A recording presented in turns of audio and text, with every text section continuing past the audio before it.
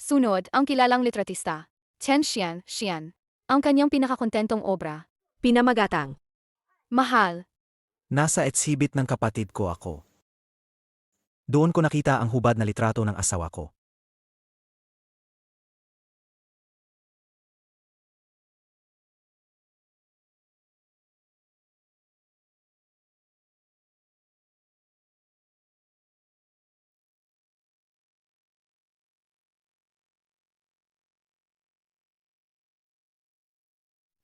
Si. Ngayon, panoorin natin. Ang susunod na obra. Isang buwan na ang nakalipas. Na-diagnose si Xian na may cancer. Ang kanyang huling kahilingan ay gusto niyang kasama ang asawa ko, Chu Wanqing, sa kasal. Labis akong tumutol. Hindi ako pumapayag. Pero pinilit ako ng buong pamilya sa moral na paraan. 4 na taon na ang nakalipas pinilit ninyo akong ibigay. Ang pagkakataon ko sa grad school sa King Bay, para kay Chen Xian, para pakasalan si Wanqing. Ngayon ako at si Wanqing ay may damdamin na. Ano ba ang karapatan ninyong agawin muli siya? Jen, humupa ka muna. Makinig ka muna. Pakinggan mo muna kung ano ang sinasabi ni Xian. Kuya, last stage na ang cancer ko. Kung hindi ko makakapakasal kay Wanqing, yon ang pinakamalaking pagsisisi ko. Pakiusap, pakinggan mo ako. Kung hindi, tatayo akong tumuhod sa harap mo. Ito ang aking huling. Hiling bago ako mamatay. Jian. Si Xian ay anak ng perhong ama ninyo, makakaibang ina. Hindi mo ba siya pwedeng bigyang daan gayong isang beses? Adyan, may 6 na buwan na lang ang buhay ng kapatid mo. Kapag wala na si Xian, si Wanqing ay mananatiling sayo. Bilang tao, Hindi ka dapat maging ganito ka makasarili. kahit pumayag ako, siguradong hindi papayag si Wanqing. Jen, patawad. Kasulatan ng diborsyo. Pinirmahan ko na. Wanqing, noon, si Xian ay iniwan kanya sa araw ng kasal. Pero ngayon, malapit nang mamatay siya. Hindi ko kayang manahimik lang. Jen, huwag kang mag-alala. Gagawin ko lang ito bilang kaibigan. Sasamahan ko siya hanggang sa huling sandali. Wanqing. Isang palabas lang, kaya pala dahilan lang siya para mabawi ang dati mong pag-ibig. Noon, sinakripisyo ko ang pagkakataong mag-aral. Ang nobela ko, ang thesis ko, ibinigay ko lahat kay Xian para maalagaan ang pamilya at para alagaan ka. Lumipas ang 4 na taon, akala ko mapapainit ko ang puso mo. Ngunit sa totoo lang, 4 na taon akong nagtiyaga. Hindi pa rin to kayang tumbasan ng isang paglingon ni Xian. Kung ganoon, wala na akong dapat pang ikinalulungkot. Prof. Wang, pakibook nga ng ticket para sa flight pagkalipas ng 10 araw. Pumayag na akong tumanggap ang alok mula sa King Bay College of Literature. Wanqing, kakawi mo lang. Kaya agad mo akong iniwan at nagpakasal kay Jian? Ikaw ba? Hindi mo talaga ako nakalimutan. Tanong na alam mo na ang sagot. Noon, nagpakasal ka kay Jian. Para lang pilitin kang bumalik. Mula nang iligtas mo ako noon. Akin ka na. Wanqing. Ang nagligtas sa'yo noon. Klaro ako yon. Hindi ako pumasa ng maganda. Pag-uwi, sinaway ako. Mag-ingat, Kakles, ayos ka lang ba? Ikaw ang nagligtas sa akin. Wanqing. Iginagalang ko ang desisyon mo. Sana lang, huwag kang magsisi. Jen, anong ginagawa mo? Hindi naman, kasi malapit ka ng ikasal kay Xian. Balak kong lumipat, para malibre ang kwarto ng inyong honeymoon. Jen, nagagalit ka pa ba sa akin? Huwag kang mag-alala. Ginagawa ko lang to kasama si Xian, parang palabas. Sasamahan ko siya hanggang dulo nitong huling bahagi. Pagkatapos, agad akong babalik sa'yo. Ayos lang. Gawin mo na lang kung ano ang gusto mo. Sige. Salamat sa pag-unawa. Sige, ayusin ko na ang kasal ni na Xian. Wanqing. Ito ang bagong regalo ko para sa inyong kasal. Nasa loob nito ang video ng CCTV mula sa eksena ng aksidente noon. Sabik na akong makita. Kapag nalaman mo na ang katotohanan, ano kaya ang magiging mukha mo? Ang anak ko ay isang malungkot na naging biktima, pero swerte rin sa isang paan.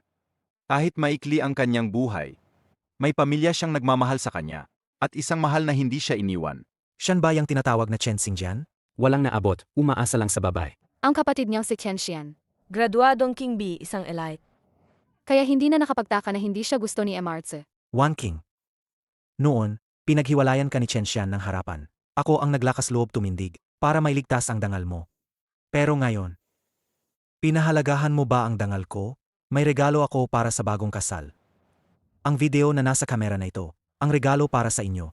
Sana kapag nakita ninyo, ang video ng CCTV noong aksidente. Makakaya pa ninyong ngumiti ng ganoon katamis? Adyan, bakit ka umakyat at ginulo ito? Wala, to sa rehearsal. One King. Ang video mula sa kamera na ito, i-project mo sa malaking screen. Maintindihan ninyo ang lahat. Adrian, ito ba ang regalo mo sa akin? Xian, ayos ka lang ba? Adrian, ito ba ang regalo mo sa akin? Kuya, ako ang tunay mong nakababatang kapatid. Bakit mo ako dinadawang ganito? Sinusumpa mo ang isang pasyenteng may terminal na kanser. Sobra to. At ginawa pa to sa kanilang malaking araw. Gawa ba ito ng tao? Ejian. Xian, 6 na buwan na lang ang natitira sa kanya. Paano mo kayang gumawa ng ganitong bagay? Hindi. Hindi ako ang gumawa nito. Walang puso kang tao. Sakit na ang kapatid mo. At sinisumpa mo pa siya? Tatay, Huwag mo nang sisyin si kuya. Naniniwala ako. Hindi ganoon si kuya. Sigurado akong siniraan siya ng iba. Sige na, Xian. Huwag ka nang magtatanggol sa kanya. Adrian, alam kong galit ka sa akin. Pero hindi ko talaga akalaing gagawin mo ito. Magagawa mo pa, ang ganitong malupit na paraan, bilang paghihiganti kay Xian. Malapit na siyang mamatay. Alam mo ba yan? Sobrang nadismaya ako sa iyo. Paano ka naman pwedeng walang kahit kaunting simpatya?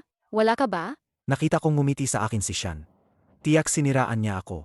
At nagtatangka pang magpalusot. Paano magagawa ng kapatid mo na yun? Nagawing biro ang huling kasal sa buhay niya? Naglalaro ba siya? Ginawa mo yon sa harap ng buong syudad at ng mga makapangyarihan. Pinahiya mo siya. Hindi ka ba mag-akala? Mag-sorry ka na. Patawad, Sian. Hindi ko dapat winawasak ang kasal mo. Hindi dapat ako gumawa ng ganitong labis na bagay. Isang pagyuko lang, sapat na ba? Ilang ang tumuhod? Tumuhod ka. Naririnig mo ba? Bakit hindi ka agad tumuhod at mag-sorry? Huwag mong hayaang masira ang dangal ng Chen. Dahil lang sa'yo. One King, pumapayag ka ba na dapat akong tumuhod? Siyempre. Mahina na kasi si Xian. Ginagambala mo siyang ganyan. Paano kung lumala ang kalagayan niya? Adrian. Ngayon, kung hindi kita pagbibigyan ng leksyon. Hindi ka be, mas lalo kang magiging walang hiya. One King, mag-asawa tayo ng 4 na taon. Isinuko ko ang magandang kinabukasan dahil sa'yo. Willing akong manatili sa bahay maglaba at magluto. Walang sama ng loob. Mas pipiliin mong maniwala sa isang na dati nang umalis sa'yo, kaysa maniwala sa ang asawa mong araw-araw kasama. Sage, Tatuhod ako. tatay. Huwag niyo nang pilitin si kuya tumuhod. Baka naman. Baka sinapian si kuya. Kaya pala mga kalokohan ang sinasabi niya. Hindi ko sisihin ang kuya. Xian, masyado kang mabait. Ganyan katratuhin ng kuya mo. Pinaghahanap mo pa ng dahilan. Tama si Xian. Hindi ganyang tao si Adrian. Adrian, amin ka na lang. Napasukan ako ng masamang espiritu. Sage, dahil kay Xian, hindi na ako magpapagalit sa iyo ngayon. Kung nga, si Adrian ay napasukan ng masamang espiritu. Kaya kailangan kong, sa harap ng lahat, alisin ko ang masamang espiritu mo. Tawagin ang mga tao. Pumunta kayo sa kusina. Magdala ng isang timba ng itim na dugo ng aso. Halika rito. Anong gagawin mo? Sinasabi nilang nakakapawi ng sumpa ang itim na dugo ng aso. Ngayon, lilinisin kita ng maayos. Linisin, masamang espiritu. Ibuhos ninyo dito. One King. Talaga bang tititig ka lang at papanuorin na ako'y pinapahiya ng ganyan? Ngayon ang anak ko ay napasukan ng masamang espiritu at gumawa ng kabaliwan. Pakiusap, intindihin ninyo. Dalhin mo na yang sira mong kamera. Umalis ka rito. One King. Ngayon, kita ko na talaga kung sino ka. Hindi na nakapagtataka. May naamoy akong baho mula pa. Bumalik pala ang kuya. Tabi ka. Bumalik ako para kunin ang aking bagahe. Gusto ko lang makita ang itsurang. Balisa at nagmamadali. Alam mo ba, noon, sa feed ko, nakita ko ang sweet ninyong mga litreto ni One King. Alam mo ba kung gaano ako nainggit? Bumalik ako ng buong determinasyon para agawin si One King. Mula sa iyo.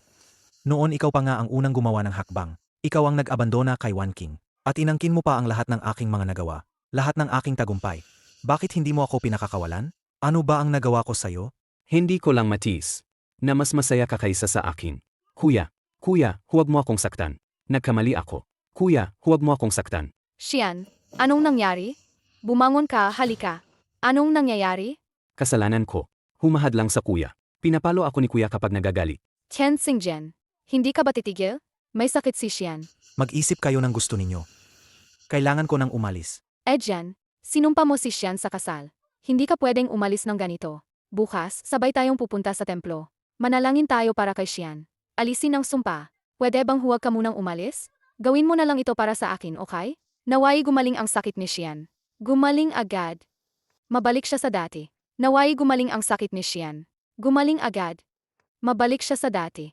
Gumaling agad. Mabalik sa dati. Uy, yung babaeng yon. Nitong mga nakaraang araw. Araw-araw nanggagaling siya mula sa paanan ng bundok, Gumagawa ng 3 pagyukod at 9 na pagdarasal. hanggang makarating sa templo. Narinig ko na may terminal na sakit ang asawa niya. Nananalangin siya para sa kanya. Naway gumaling agad. Mabalik siya sa dati. One King, Ma'am, bukas ang anibersaryo ng pagkamatay ng nanay ko. Sama-sama tayo. Tara, umakyat tayo sa bundok para mag-alay. patay na nga siya. Ano bang ialay pa? Mga pamahiin lang yan, hindi dapat paniwalaan. Magluto ka na, nagugutom na ako. Anong pamahiin? Para sana gumaling ka agad. Para bumalik siya sa dati.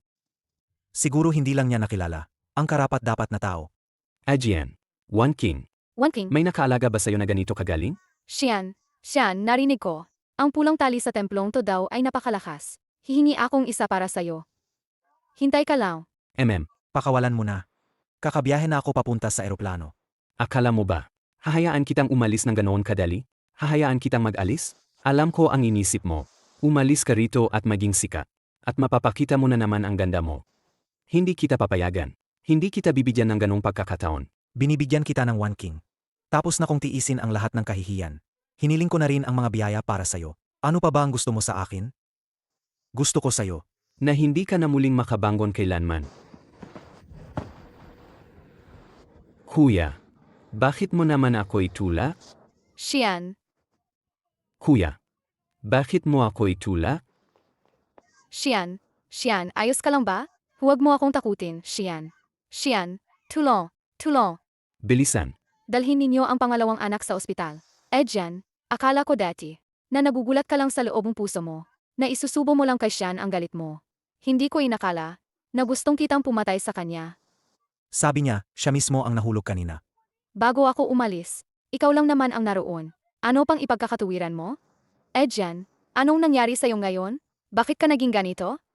Kami lang naman ni Xian, ang nagdaos ng isang kasal. Ginawa lang namin yon, para tuparin ang kanyang huling kahilingan. At dahil sa inggit mo, sinubukan mong kitilin ang kanyang buhay? Akala ko pa nga, matapos ang aral ng kasal na yan. Nagbago ka na, di ba? Wala na akong oras ipaliwanag pa. Kailangan ko pang abutin ang eroplano bukas. Nagkaroon ng problema ang panganay. One King. Anong balak mo? Jan, sinabi ko na sa'yo. Kung susubukan mo pa, na gumawa ng masama kay Xian, hindi kita papabayaan. Itulak mo siya mula sa baitang. Itaboy mo siya pababa. Gustuhin kong maranasan niya ang sakit na dinanas ni Xian. Kung tungkol sa nangyari noon kay One King, o sa nangyari ngayon, hindi iyon gawa ko. Kung di ka naniniwala, imbestigahan mo. Tama na. Ayaw ko nang marinig pa ang mga peke mong paliwanag. Sana mula sa aral na to, bumalik ka na sa dati. Sa Ajian na kilala ko.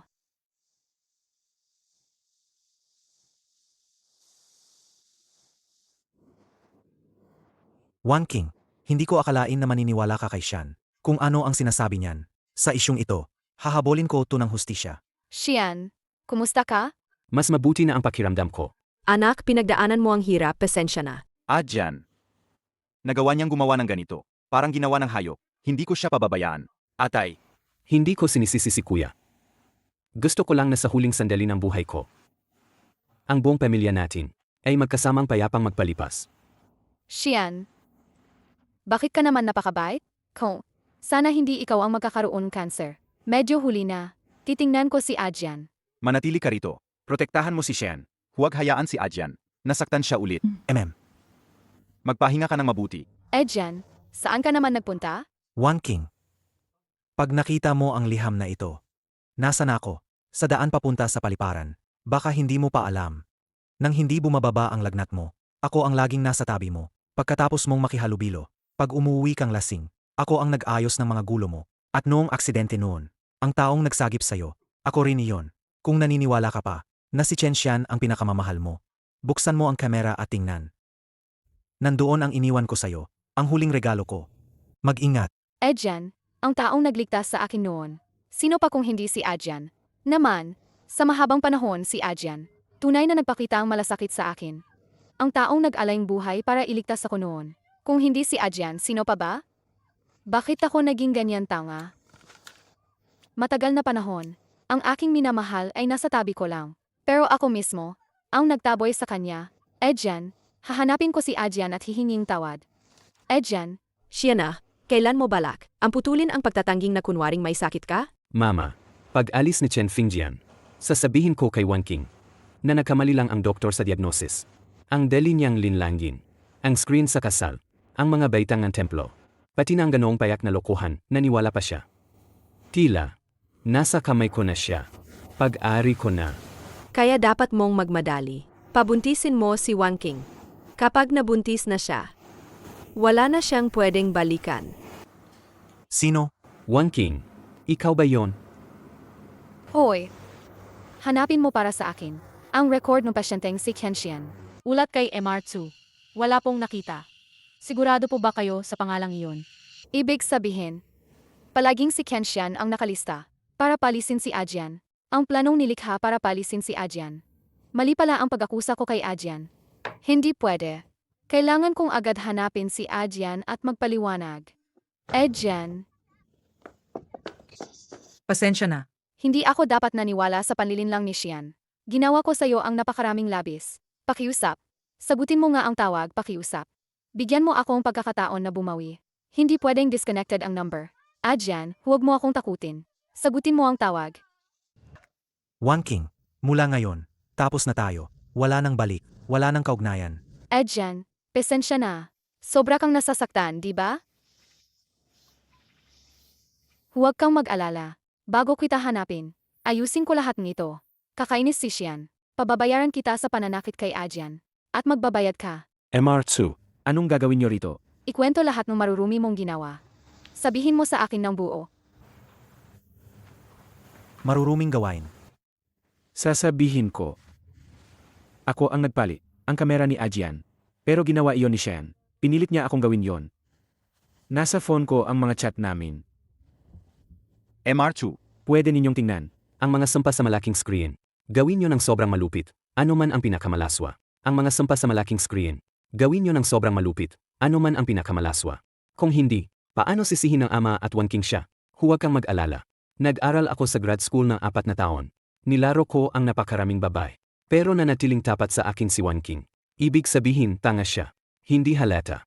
Kung hindi ka susunod sa sinabi ko, ginagarantiya ko na ang malubhang sakit ng anak mo, hindi makakahana ang kahit isang ospital na gagamot sa inyo. MR2. MR2, maawa kayo. MR2. Napilit lang po ako. MR2. Huwag kayong mag-alala. Gagamot ko ang sakit ng anak ninyo. Ngunit may isang bagay kayong dapat ipangako. Ang bagay na ito, hindi dapat malaman ni Xian. Walang problema. Hindi ako magsasalita ni isang salita. MR2. Balak nyo ba? Palampasin si Xian ng ganito. Siyempre hindi. Gagawin ko siya na maranasan lahat ng pinagdaanan ni Adrian. Wanking. May sasabihin akong magandang balita. Maling diagnose lang ang sakit ko. Hindi na ako mamamatay. Talaga ba? Tunay nga. Wanking, tingnan mo. Ito ang pinakabagong resulta ng pagsusuri ni Xian. Lahat ay normal. Kasalanan iyon ng doktor na nagkamali ng diagnosis. Halos namatay ako sa takot. pinilit ko na ang ospital. Pinaalis ko na ang doktor na iyon. Baka yung doktor na iyon. Tinakot din ni Xian. Huwag na tayo mag-usap ng mga malulungkot na bagay. Basta maayos si Xian. Iyon na ang napakagandang balita. Sinabihan mo na ba si Adrian tungkol dito? Wanking, gusto naming pag-usapan to sa'yo. Tingnan mo kayo ni Xian. Makasundo. Nagtala na kayo. Nagkaroon pa kayong kasal. Gayon maayos na ang katawan ni Xian. Mas mabuti kung mamuhay na kayong matiwasay. Sa'yo. Talaga ba? Wanking, talaga bang handa kang bitawan si Adrian? Naman. Di ba sinabi mo noon? Nagpakasal ako kay Adrian. Para pilitin kang bumalik. Sige, kung ganoon, kung nagpa siyang si Wanking, ipapadala ko ng tao para sabihan si Adrian. Sabihin mong huwag na siyang bumalik. Ipapadala ko ng tao para sabihan si Adrian. Sabihin mong huwag na siyang bumalik. Naku, ang saya. Parang dalawang magandang balita sa isang araw. Naku. Xian, parang may naiwan ako sa opisina. Pwede mo ba akong samahan para kunin yon? Walang problema. Tara, kakain tayo mamaya ng gabi. Anong gusto mong kainin mamaya? Wanking, anong ginagawa mo diyan? Tigil ka na. Kahit maling diagnose ako, hindi ko naman kayang tisin ang ganitong guluhang ginagawa. Xian, tigil na ang pagpapanggap. Alam ko na ang mga maruruming bagay na ginawa mo. Alam ko na lahat. Maruruming bagay, hindi ba? May iniwan ba si Adrian ng isang bagay na nagdulot ng hindi pagkakaintindihan sa'yo? Wanking, nakita mo ba talaga kay Adrian kung ano ang ginawa niya? Huwag mo siyang paniwalaan. Huwag kang mag-alala. Nagmaster ako ng 4 na taon sa grad school. Nakipagtalik ako sa napakaraming babae. Pero si Wanking, tapat pa rin sa akin. Ibig sabihin tanga siya. Sigurado hindi niya makikita. Wanking, paano ka maniniwala sa recording na galing sa iba? Paano ka asa sa hawak-hawak na audio? Siguradong fake, yang ginawa ni Adrian. Talaga ba? Sinuri ko ang buong lungsod, malakit maliit. Lahat ng ospital. Bakit wala ang record mong konsultasyon? At meron pa. Ikaw at ang iyong ina. Ang usapan niyo sa loob ng bahay. Narinig ko lahat. Ken Xian. Akala mo ba madali mo akong linlangin? Sage, ako ang may gawa sa lahat nito. At anong mangyayari? Su Wanking, ako ang nagligtas sa'yo, di ba? Ibinigay ko ang sarili ko. Hindi ba yon ang nararapat mong gawin? Huwag kang magpaloko diyan. Ang nagligtas sa akin noon, klarong si Adrian. Napanood ko na ang CCTV footage ng aksidente. Ken Xian. Ngayon, gagawin ko para kay Adrian. Ang maghiganti at maglinis ng dangal. Tao. Dalhin ninyo rito ang itim na dugong aso. Wanking, kalma ka muna. Inaamin ko, inaangkin ko ang merito ni Adrian. Pero hindi kailangan mong maging ganon kasinsimba. Ngayon kung paulit-ulit mong sinasaktan si Adrian, bakit hindi mo kailanman naisip? Na nasasaktan siya dahil sa'yo? Hindi mo dapat ginawa to ng ganito. Ibahos mo. Huwa, Dahil sa paninira mo kay Adrian, napagkamala na tiniwan siyang lahat. Ngayon, susubukan ko ring iparamdam sa'yo kung ano ang pakiramdam mo may iwan ng buong mundo. Mamaya, pipilitin namin siya na pumirma sa divorce agreement. Tapos, ikukulong siya ritong 3 araw at 3 gabi.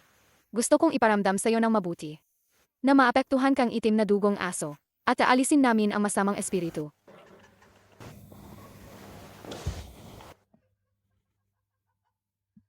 Wanking, may amnesia ka ba? Hindi ko itinatanggi na ako ang nag-frame kay Adrian. Pero ang tunay na sumaktan sa kanya, hindi ba yon ikaw? Manahimik ka. Yung nagpapalakas ng gulo sa kasal. Yung nagtulak sa kanya pababa ng hagdan sa templo. Hindi ba yon ikaw, Wanking? Naalala mo na? Kahit turuan mo ako, ano ba magagawa mo? Hindi ka papatawarin ni Adrian. Iniwan niya ako. Sa buhay na ito, may iwan ka rin ng buong mundo. Hindi. Hindi. Si Adrian ang pinakamamahal ko. Basta maunawaan ko ang pagkakamali ko, tiyak na mapapatawad ako ni Adrian. Xian, nasa templo na ako. Nasaan ka ba? Hindi na kita nakita ng isang araw at isang gabi. Pinapahirapan mo ang nanay. Jiang Yueru. Alam na ni MR2 ang tungkol sa iyo. At sa plano mo kasama si Chen Xian. Panahon na para pagbayarin ninyo ang kapalit ng ginawa ninyo. Anong balak ninyo? Huwag.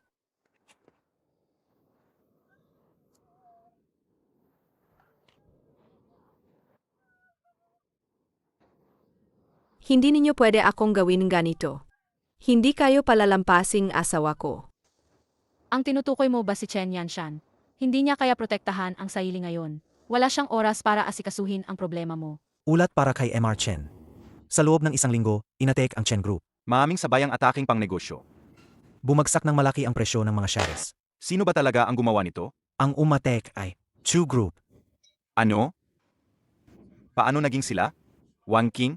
Chen Yanshan, ano ba itong nangyayari? Mas mabuti pang ayusin ninyo agad ang presyo ng shares ng Chen Group. Kung hindi, huwag kayong magreklamo sa amin.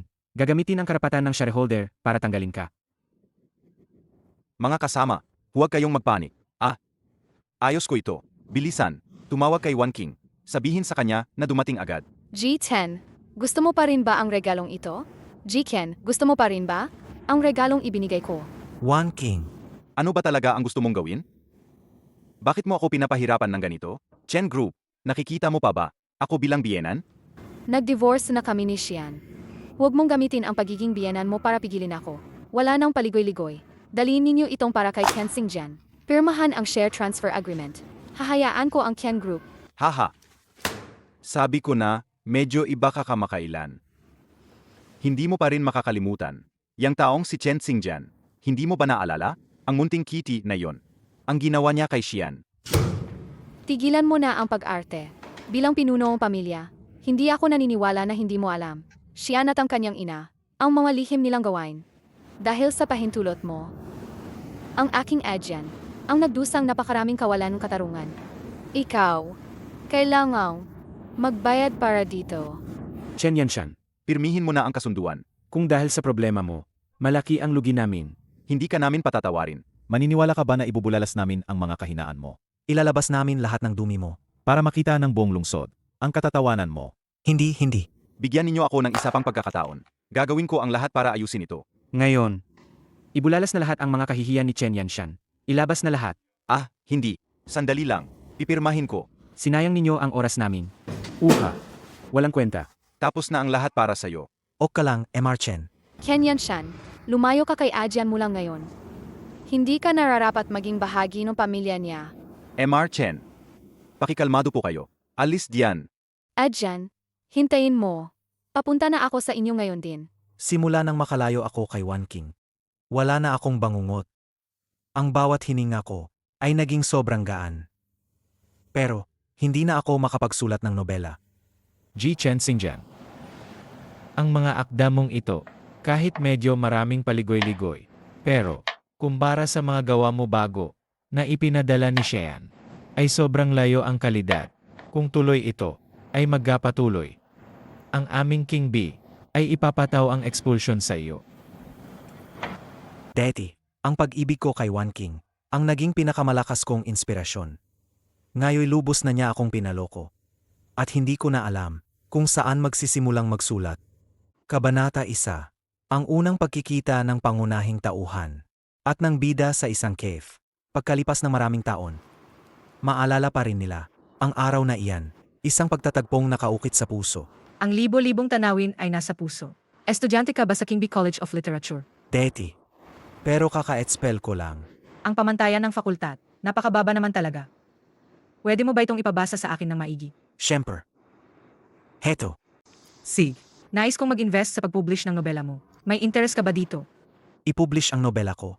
Gusto kong mag-invest dito. Nagtatanong lang kung interesado ka. I-publish ang nobela ko. Pero nagsusulat pa lang ako ng chapter 1. Ngunit naniniwala akong ang isinulat mo sa parteng ito, mas magaling pa kaysa sa lahat ng nobela na available sa merkado ngayon. Walang problema. Kaya ko kitang hintayin hanggang sa marami ang draft mo. Naniniwala Tiwap ako. ako sa tagumpay nito. Kapag nailabas ito, tiyak na mahuhumaling ang buong mundo. Wan King, tignan mo ito. Ito ang nobela na ginawa ko based sa kwento natin. Isinulat ko ito para sa atin. Nag-usap na ako sa editorial board. Napakataas ng pag-asa nila sa nobela na ito para sa mabilis na pag-publish nito. Kapag nailathala na ito, tiyak na magiging matagumpay sa benta. Tignan mo. Hay naku, nakakapagod lang. Sige na, hindi naman kailangan ng pamilya na kumita ka, di ba? Sayang naman ang oras mo sa pagpapalimbag. Mas mainam kung ibigay mo na lang sa kapatid mo. Nasa grad school siya sa King B. Siguro mas kailangan niya yan para sa pag-aaral. Say, Anong pinagtatawanan mo? wala. Bakit ka tumawa? Wala lang. Unang beses ko lang maranasan na ang aking mga sinulat ay talagang pinahahalagahan ng iba. Salamat sa iyo. Walang anuman. Kung ganon na ang sinabi mo. Tanggapin ko na yan bilang yes mo. Heto ang aking card. Tawagin mo na lang akong Wuchang. Lin Wachang, hindi ka ba yung executive ng Lin Group? Huwag mong isipin ang posisyon ko. Isa lang ako, karaniwang mambabasa. Kapag nailathala na ang akda mo, iaayos ko ang Raiders Launch Event para sa iyo. Sisiguraduhin ang tagumpay ng akda mo. Maging kilala. Salamat. Susubukan kong magsikap. MR2. Nahanap ko na si Adyan, ang kinaroroonan ng Young Master. Ako na ang bahala. Hindi pwede. Ang atensyon mo ngayon, kailangang ilaan lahat sa ang meet and greet ng mga mambabasa. Dapat nasa pinakamahusay mong anyo para salubungin ang iyong mga fans. Pupunta na ako. Pwede bang magpa-autograph? Jichen, Pwede mo bang ibahagi kung ano ang nangyari pagkatapos ng dalawang bida?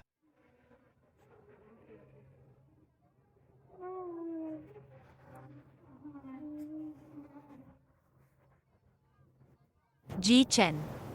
May isang misteryosong mambabasa na binili lahat ng libro ninyo at gustong makausap kayo ng mag-isa. Pupunta ako ngayon din. Salamat sa suporta ninyo. Paumanhin, ano po ang pangalan ninyo? Salamat sa suporta ninyo. Paumanhin, ano po ang pangalan ninyo? Edjan, nahanap na kita. Edjan, alam ko, galit ka pa rin sa akin. Pero, pwede mo ba akong bigyan? Ang pagkakataong magpaliwanag? Si Wan King, ginawa talaga niya ang lahat para madala ako rito. Sinasabi nila na hinihingi nila ang pagkakataong magpaliwanag. Ngunit sa tingin ko, wala ka ring ibang ibinigay na pagpipilian. Di ba? Edjan, ang kaso ni Xian, sinyasak ko na ng mabuti. Ang kasalman, o ang templo, sila at ang mga magulang mo, ang sabuatan para linlangin ka. At tungkol sa kanila, pinagbabayad ko na silang kaparusahan. Binuhusan ko si Xian itim na dugong aso. Itinulak ang ina niya pababa ang hagdan. Tungkol naman sa Qian Group ng tatay mo, pinilit ko rin siyang pumirma ang transfer agreement. Ano naman ang dapat mong bayaran? Wan King, alam mo ba? Noon, ikaw ang pinakapinagkakatiwalaan ko. At ikaw ang pinakamamahal ko. Sina Xian at ang iba pa, ang pinsalang dinulot nila sa akin. Hindi man lang umabot sa ikasampu ng ginawa mo. Ikaw talaga ang nakasakit sa akin ng pinakamalalim. Hindi, Edjan. Dinaya ako ni Xian. Kung hindi dahil may sakit siya, kung nalaman ko lang, na peke lahat ang kanyang sakit. Kung nalaman ko, na ikaw ang nagligtas sa akin noon, hindi kita gaganyan. Edjan, bigyan mo akong isang pagkakataon, okay? Ano man ang dahilan mo, ang sakit na dinulot mo sa akin, hindi ito maghihilom. Pinaghirapan kong kalimutan ka, pakihuwag ka nang bumalik, nagambalain ang buhay ko. Salamat. Hindi pwede. Edjan, kung hindi mo ako papayagan. Hindi kita papayagang umalis ngayon. Emartsu, pinipilit ang tao. Hindi yon magandang ugali. Emartsu, pinipilit ang tao. Hindi yon magandang ugali. Wachang, bakit ka nandito? Dapat ako ang magtanong sa'yo ng ganyang bagay. Ikaw ang pilit na isinara ang manunulat na sinuportahan ko. Nasa loob ng lugar na ito ang manunulat. Hindi ko inasahan na si Wachang para kumompete sa group. Hindi niya inurungan ang pagakit sa dati kong asawa. Talagang mababang gawa ang paraan niya. Ikaw, Tama na, Wan King. Umalis ka na. Hindi ako sasama sa iyo. Edjan, pwede akong umalis. Pero kahit papano, itong kasunduan ng paglipat ng Chen Group, pirmahan mo na. Ito naman ay sa iyo. Umalis ka. Edjan, hindi ako susuko. Sisiguraduhin kong, babalik ka sa akin. Xinjian, patawad. Hindi kita naprotektahan ng maayos. Sa susunod, mas magiging maingat ako. Titiyakin kong hindi na si Wan King. Mangungulit sa iyo. Kaya pala napakabait sa akin ni Jilin. Ay para gamitin akong panakot. Laban kay Wan King. Bakit mo naman naisip yan? Paano pa ipaliwanag ang biglaang paglitaw mo at walang kondisyong suporta sa akin? Kung si Jilin ay ginagawa lang akong sandata laban kay Wan King. Mas mabuting itigil mo na. Para kay Wan King, hindi ako ganoon kahalaga. Sawa na rin ako sa palaging ginagamit. Sandali lang. Akala ko ba hindi ka rin magpipigil sa pag-alis ko? Hindi naman. May regalo lang akong para sa iyo. Gusto ko sanang hintayin hanggang sa matapos ang lahat para maging surprise para sa iyo. Ito. Ito ay liham na isinulat ko para sa aking pen pal na si Wei Sheng. Paano nandito sa iyo ito? Ito ay liham na isinulat ko para sa aking pen pal na si Wei Sheng. Paano nandito sa iyo ito? Hindi ba? Ako pala ang si Wisheng. Matagal na rin. Xingju. Natanggap ko na ang ipinadala mong manuskrito. Kahanga-hanga pa rin ito, gaya ng dati.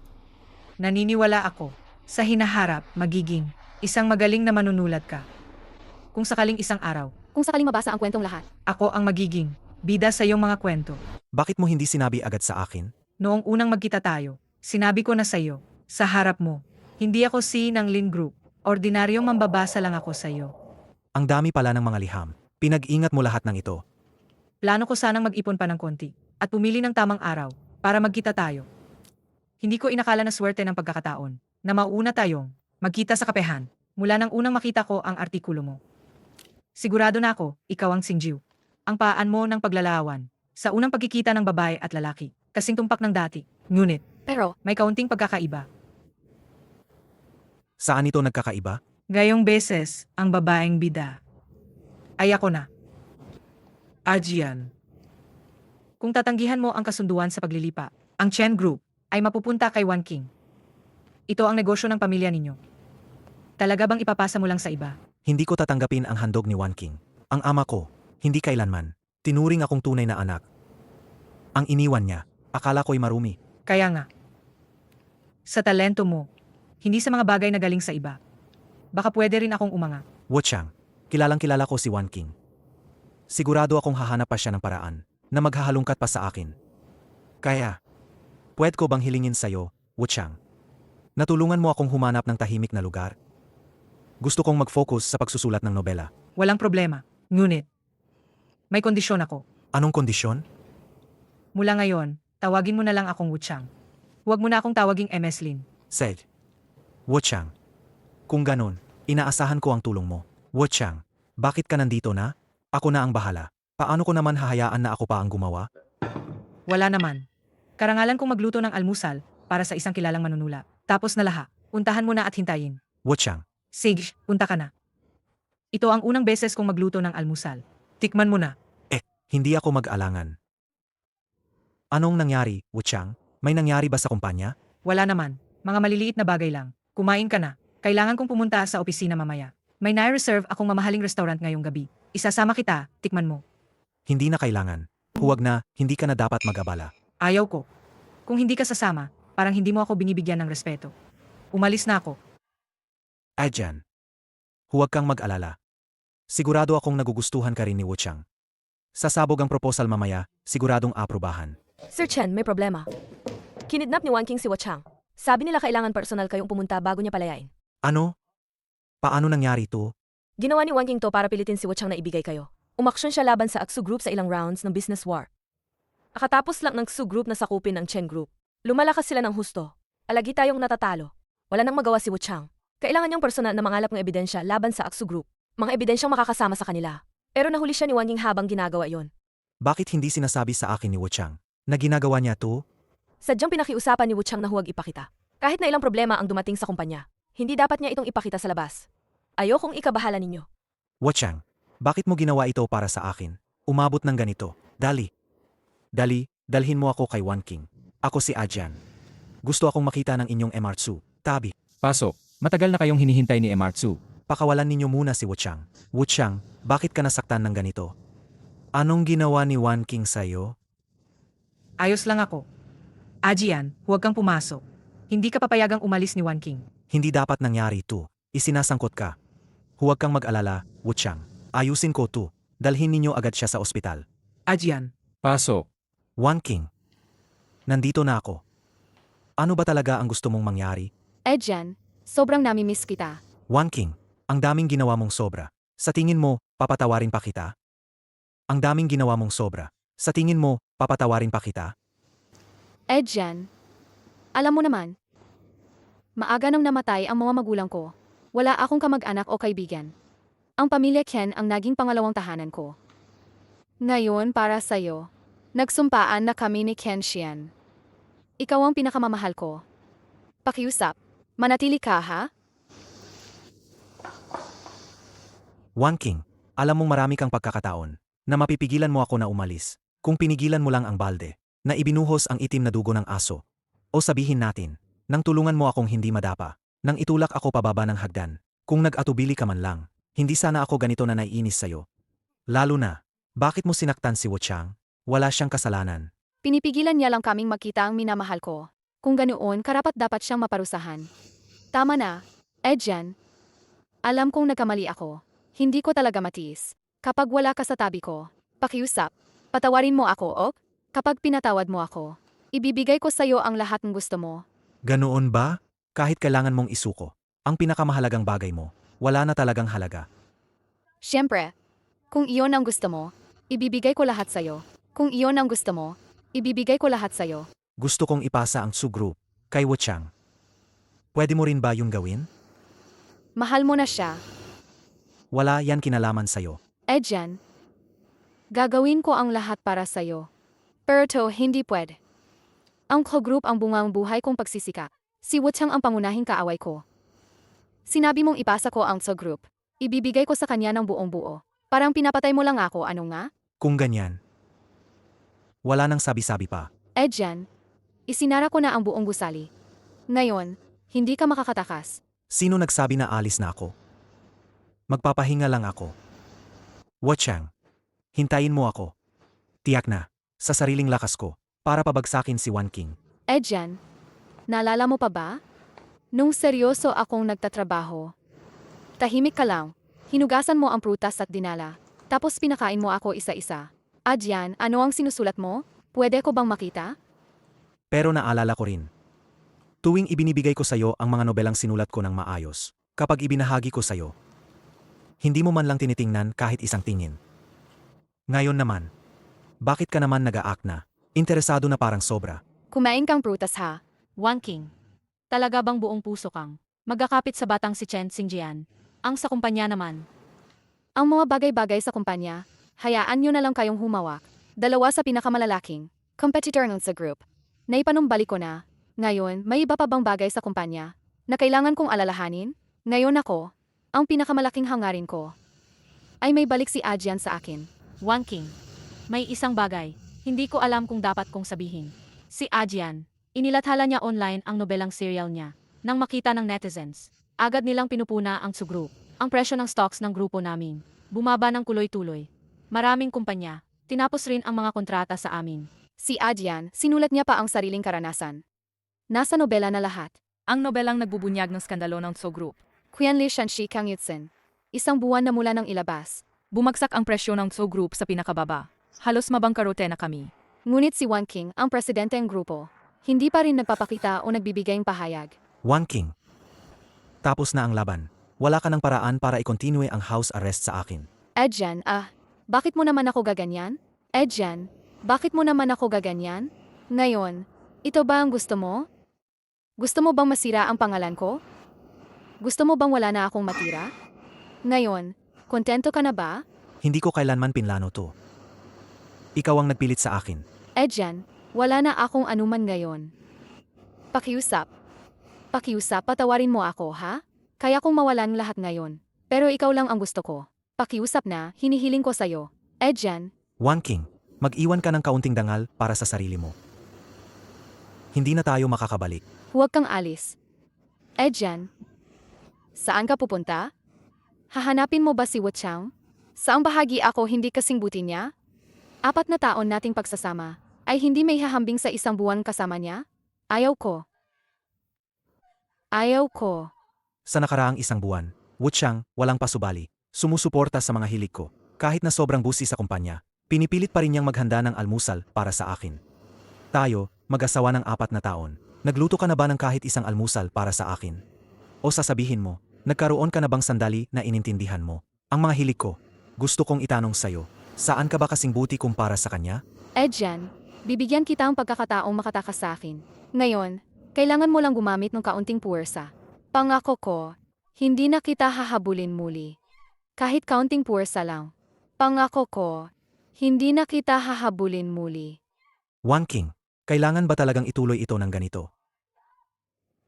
Hanggat buhay pa ako. Hindi ako pwedeng mabuhay nang wala ka. Jan, gawin mo na. Ayos lang. Hindi mo kayang gawin yan. Ako na ang bahala. Wan King, Ikaw. anong ginagawa mo? Huwag kang malungkot. Iniligtas mo ako noon. Ngayon, ituring mo na ibalik ko na sa'yo. Wan King, Tulong. dali, tumulong. Kaya mo yan, kapit ka. Jan, ipinapakita mong nagmamalasakit ka pa rin. Ajian, anong nangyayari rito? Jan, sa ganitong sitwasyon, pipiliin mo pa rin si Wu Chang? Si Wan King ang nagtusok ng kutsilyo sa sarili niya. Natakot ako na delikado ang buhay niya, kaya dali-dali namin siyang dinala sa ospital. Ayos ka na, mabuti. Napatakbo ang puso ko. Nang marinig kong nasa ospital ka, akala ko may nangyari sa'yo. Okay lang ako. Wu Chang. Bumagsak na ang Tsu Group. Hindi na ako huhuliin ni Wan King. Ma'am, Sa mga nakaraang araw, kinuha ko ang market share ng Tso Group, ang bahagi nila sa merkado. Wala na si Wan King ng panalo. Tara na. Ano nang meron? Hindi mo ba siya kayang kalimutan, si Wan King? Hindi. Gusto ko lang na may mga bagay na dapat matapos na namin kay Wan King. Kasi hindi siya titigil hanggat di tapos. Ayaw kong mag-iwan ng problema para sa buhay natin sa hinaharap. Ang buhay natin sa hinaharap. Tama. Tayo, Wu Chang. Handa ka ba? Siyempre. Susunod ako sa'yo. Sed. Itatakda natin ito sa susunod na buwan. Sige naman, Susunod ako sa'yo. Sabi ng doktor, hindi ka na nasa panganib ng buhay. Kailangan mo lang magpahinga ng isang panahon. mukha ngaw. Palaga namang talo ako ng todo. Kayo naman, gaganti ba kayo dahil panalo kayo? O dito lang para magsabog ng galit sa akin? One King. Dumating lang ako para payuhan kang putulin na ang pag-asa. Mamuhay ka na ng maayos. Huwag ka nang saktan ang sarili mo dahil sa akin. Sa mukha ni Ajian. Hahayaan ko na ang mga nagdaan. Iwanan kita ng sapat na pera para hindi ka na mag-alala sa pagkain at damit. At matapos mo na maayos ang natitirang buhay mo. Hindi na kailangan. Saktan ko ang taong pinakamamahal sa akin. Iyan ang karampatang kaparusahan ko. Kaya, magkakasama na ba kayo? Tama. Magpapakasal kami next month. Sana maging masaya ka. Mabuti ang loob ni Adjan. Tratuhin mo siya ng mabuti. Hindi mo na kailangang sabihin yon. Alam kong ingatan ko siya. One King. Ngayon, talaga nang magpapaalam na ako. Huwag na tayong magkita pa. Adjan, kung noon matatag akong pinili ka, kung hindi ako humiwalay sa'yo, magkakaiba ba ang ating wakas? Ang sagot sa tanong na yan.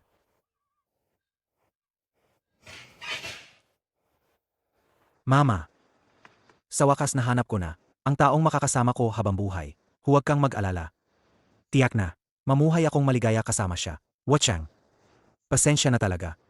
Abala ang kumpanya, kaya naabala ka pa. Sumama ka sa akin para mag-alay para sa nanay ko. Walang problema. Nasa langit ang nanay mo. Makikita niya ang buhay mo ngayon. Tiyak na matutuwa siya. Tara na. Maghintay ka rito sandali. Tatawag muna ako. Mestro. Ito si Mestro Jingchen. Siya. Bakit siya nagwawalis dito? Sinasabing niloko niya ang kanyang minamahal. At nagpunta rito para magsisi. Tahimik ang templo. Marami ang gustong pumunta rito. Nakahanap ng sandaling katahimikan. Ngunit, Pero kalaunan nagiging nakakabagot din. Hindi ko alam kung ang taong nanggaling sa mundo ng laman. Hanggang kailan niya kayang magtiis. Noon, nag-asawa kay Adjan. Para lang piliting kang bumalik. Ayaw ko nang marinig pa. Ang mga peke mong paliwanag. One King. Nairespeto ko ang iyong desisyon. Sana lang. Huwag kang magsisi. Adjan, kung noon ay pinili talaga kita. Kung hindi ako nakipagdiborsyo sa'yo, iba kaya ang ating katapusan? Ang sagot sa tanong na ito, alam mo ng husto. Ajian. Anong nangyari? Wala naman. Kasi nakakita ako ng isang mukhang pamilyar na monghe. Kabanata 1. Ang bida at ang babaeng bida. Sa isang kapehan. Unang pagkikita. Pagkalipas ng maraming taon. Maari pa ba nilang maalala? Itong pagkakataong ito, natatak sa puso, pagkikita,